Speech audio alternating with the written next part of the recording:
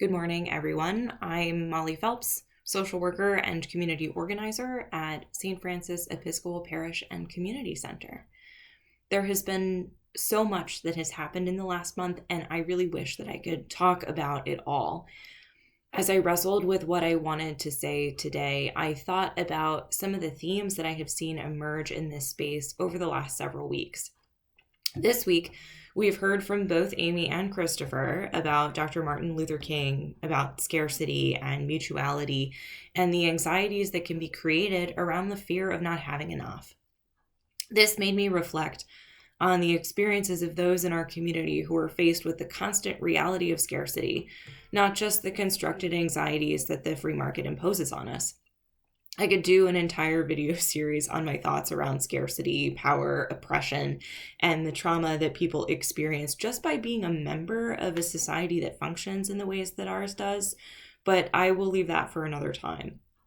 In 3 separate conversations I had last week, people shared with me a desire to engage in mutual aid. There is an intense desire here to help other people and to be present for them in their time of need. I really think it's possible for us to do this, but we will need to take immense care in how we structure a mutual aid network. While we share what we have with others, it's important that we focus on building power and building meaningful relationships inside and outside of what we currently understand our community to be. If our end goal here is to see a world with equity and freedom and democracy, the only way to get there is to prepare ourselves to be able to live in a world that looks different from the one that we have today. This will mean that we have to make room for engaging with our emotions and with conflict and harm differently than we do now. This will require internal reflection about our own experiences and traumas and recognize the ways in which those impact our perception of others, our willingness to be vulnerable, and our ability to navigate challenging situations in general. I don't have time in this short video on a Friday morning to share with you all the ways that I think this work can happen. So instead, I want to spend some time reflecting on what I think is necessary for us to prepare ourselves to do the work that we want to do. And to do this, I want to start by sharing some of the reasoning behind what I do in facilitating meetings and propose a framework for how we think about meetings and conversations. If anyone has been in a meeting with me that I have facilitated, you have probably wondered why I insist on checking in with everyone at the beginning of a meeting with an energy check and a reflection question. Doing this provides us all with an opportunity to recognize each person individually, acknowledge where they are and what they're feeling that day, and be able to engage sensitively to any needs expressed during that check-in throughout the entire meeting. Similarly, this is why I try to leave space at the end of each meeting for checkout, even though we don't always get there. It's important to receive feedback about where people are at the beginning and end of a conversation, especially if there are big decisions that are being made or tensions are high. In my organizing experience, I have seen many conversations become heated around big decisions.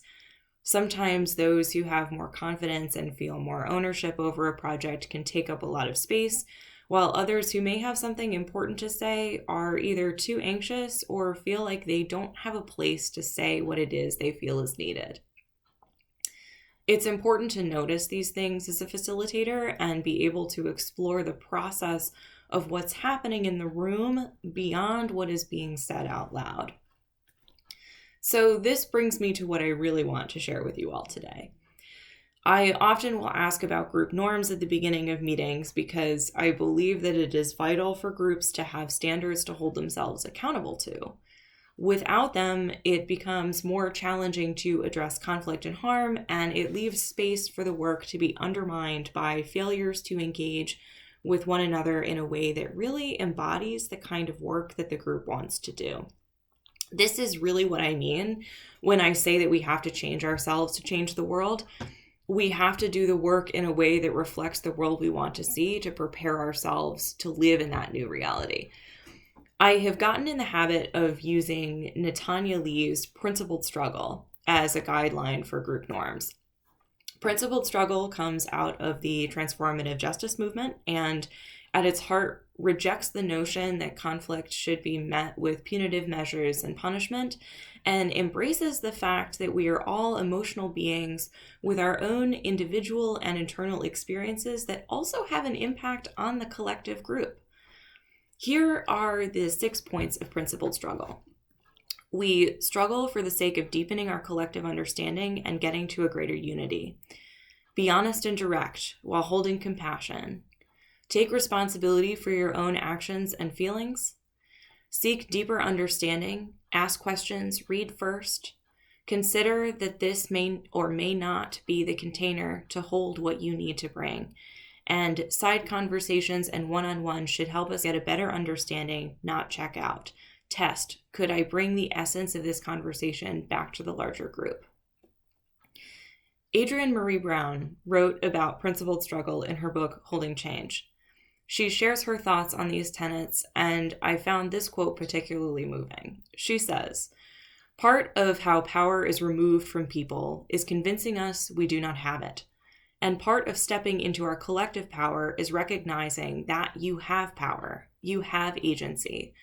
In our movements, we can default to a place of feeling like others should be held accountable for every feeling that we have, forgetting that we can each learn how to shift our internal state, name our needs, and be intentional about how we bring our feelings into a shared space."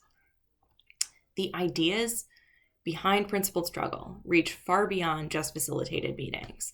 They stretch into every aspect of our lives and call us to recognize our humanity and the humanity of others.